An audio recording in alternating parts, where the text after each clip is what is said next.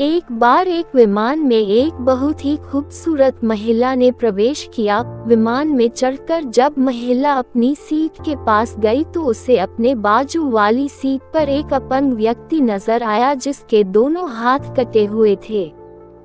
महिला को उस अपंग व्यक्ति को देखकर काफी घिन हुई। उसने आवाज देकर एयर होस्टेस को बुलाया और अपनी सीट बदलने के लिए आग्रह करने लगी। एयर होस्टेस ने महिला से सीट बदलने का कारण पूछा तो महिला बोली, मैं ऐसे व्यक्ति के पास बैठकर सफर नहीं कर सकती जिसके दोनों हाथ नहीं हूँ। मैं इस व्यक्ति के प्रति सहज नहीं हूँ। मैं इस व्यक्ति के पास बैठकर यात्रा नहीं कर सकती, इसलिए प्लीज आप मुझे कोई और सीट दे दीजिए।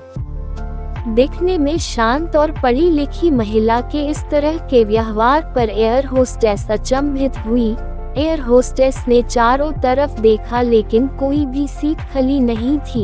एयर होस्टेस ने महिला को कोई भी सीट खाली न होने को कहा और साथ में ये भी आश्वासन दिया कि यात्रियों की सुविधा उनका पहला कार्य है, इसलिए वह कैप्टन से बात करके कुछ न कुछ हल जरूर निकलेगी। इतना कहकर एयर होस्टेस कैप्टन के पास चली गई।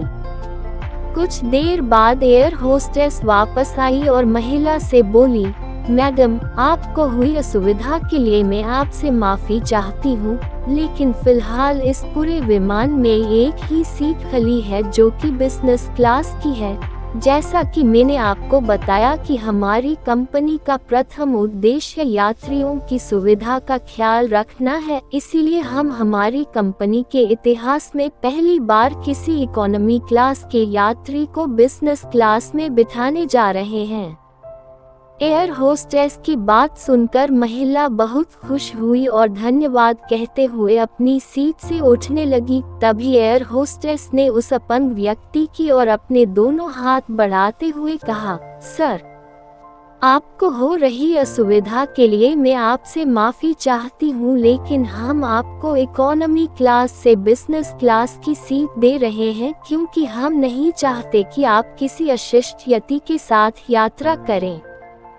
एयर होस्टेस की यह बात सुनकर सभी यात्री एयर होस्टेस के इस निर्णय के लिए तालियां बजाने लगे और वह सुंदर महिला अपने इस तरह के बर्ताव पर अब नजरें नहीं उठा पा रही थी।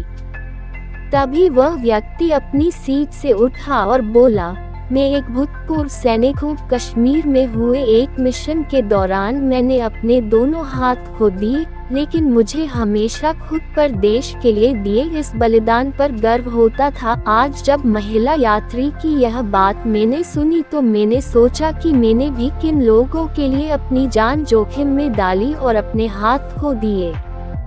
लेकिन जब आप सभी के व्यवहार और सोच को देखा तो मुझे आप खुद पर गर्व महसूस हुआ।